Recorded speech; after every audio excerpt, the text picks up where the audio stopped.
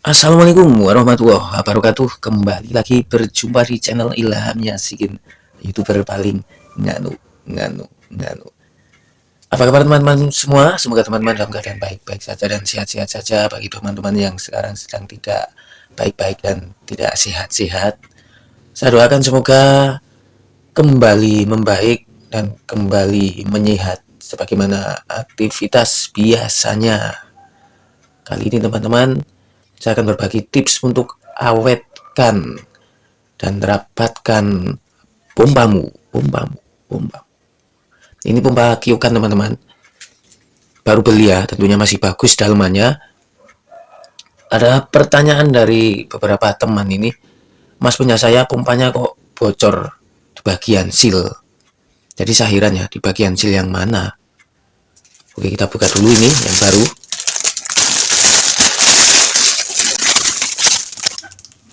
Saya singkirkan satunya.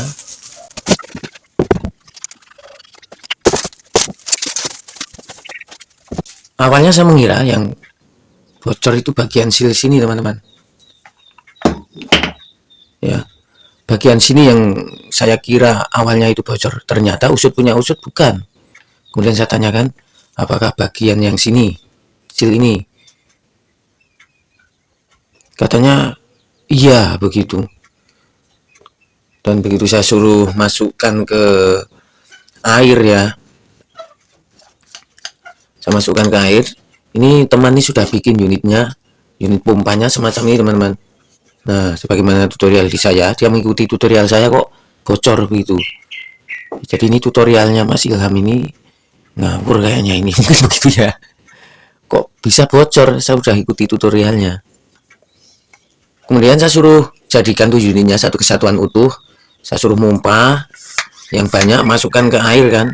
Begitu dimasukkan ke dalam air, ternyata anginnya keluar dari sini teman-teman. Ya benar, dia keluar dari sini.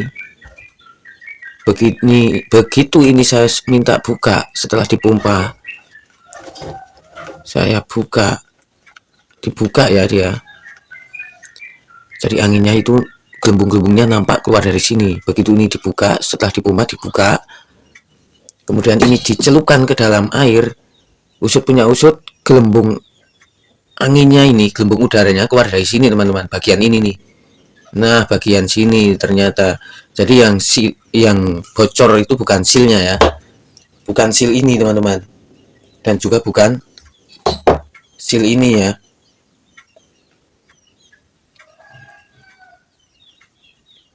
Ini awet teman-teman ini. Saya ambilkan contohnya yang sudah lama. Saya jeda sebentar ini. Ini dia yang udah lama teman-teman. Ini punya adik saya ya. Jadi dia biasa buat pompa itu tiap hari teman-teman. Sudah sampai buluk begini. Ini masih bagus teman-teman dalamannya. Kenapa saya nggak pakai model yang begini? Karena saya suka warna biru teman-teman. Jadi yang ada warna biru kan cuma Kyokan ya. Saya pakai ini. Bukan masalah awet atau enggaknya. Kalau awetnya sama ini teman-teman. Teman-teman pakai ini juga awet kok. Ini kita buka dalamannya. Ini dipakai 3 tahun ini teman-teman. 3 tahun ini nggak jebol ini. Padahal air ya. Nih, ini masih rapat, masih bagus ininya. Sampai nyekung begitu pun masih bagus.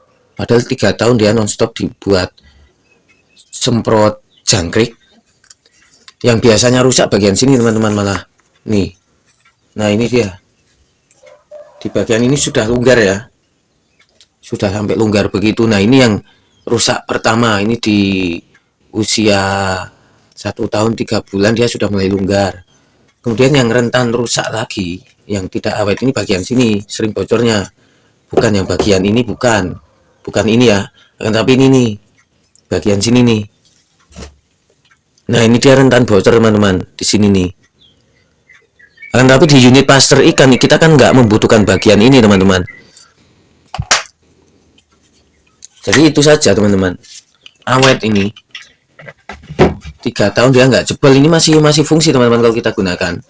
Hanya saja kondisi saya sudah buluk begini ya, nggak dirawat karena adik saya Huda ini sudah pensiun dari ternak jangkrik ini, HD Huda. Dan biasanya seal yang ini tidak awet, yang bagian ini tidak awet, itu karena ada lumut di bagian dalamnya. Kenapa ada lumut? Karena ada air, teman-teman. Sedangkan di unit pasar ikan, kita nggak main air, teman-teman. Kita malah main minyak, di mana minyak tidak menumbuhkan lumut.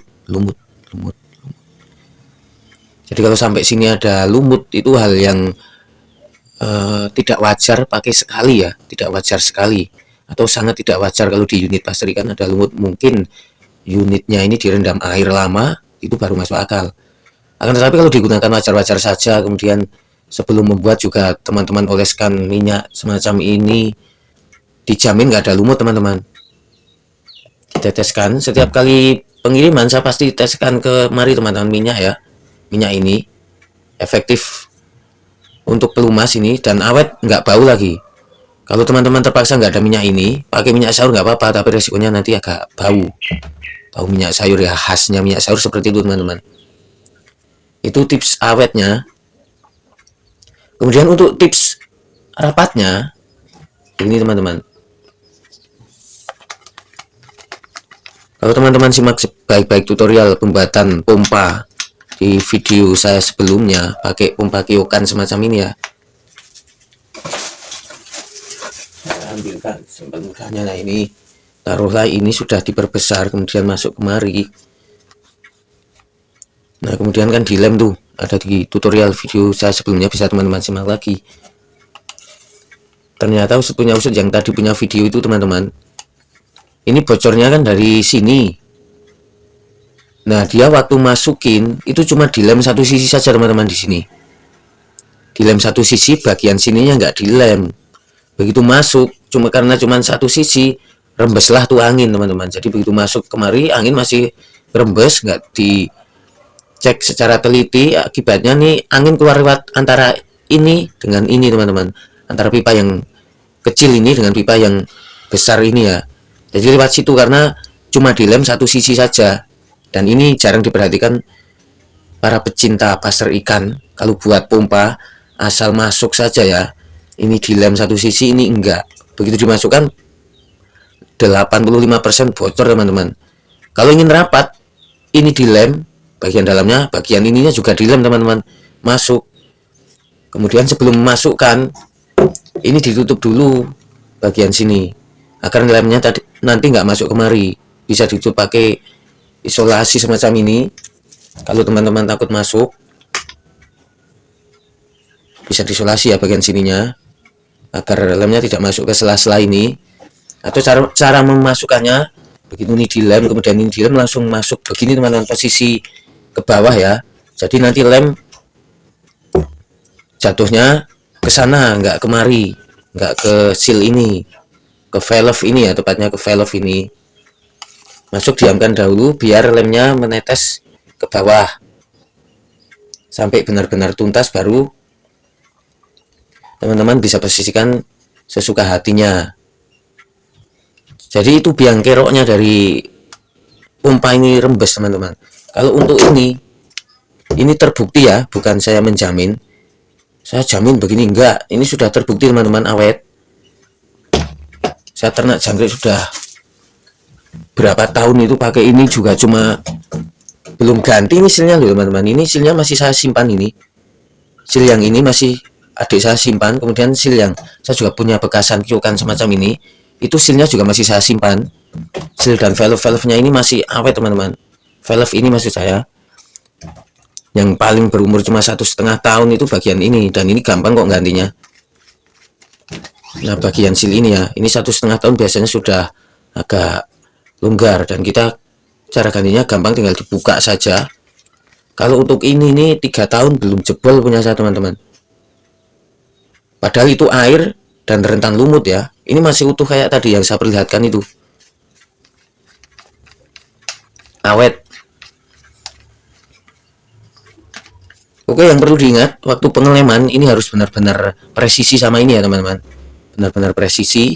Kemudian bersihkan dahulu pakai amplas kalau perlu, kalau ada bekas-bekas pembakaran di sini, biasanya dibakar biar longgar. Kemudian bagian sini juga dilem benar-benar rapat pakai benang, ada di tutorial video saya sebelumnya, bisa teman-teman simak lagi. Jadi ini dilem Dan ini dilem, jangan cuma satu yang dilem, nanti bocor, nyalain pompanya, kasihan pompanya. Oke, demikian saja ya tutorial singkat dari kami. Dan saya mau bikin kopi ini, saya belum bikin kopinya. Silahkan teman-teman lanjutkan aktivitas lagi. Selamat menjalankan aktivitas, saya mau ngopi. Terima kasih atas like, share, subscribe, serta komennya di channel Ilham Nyasikin, YouTuber paling nganu.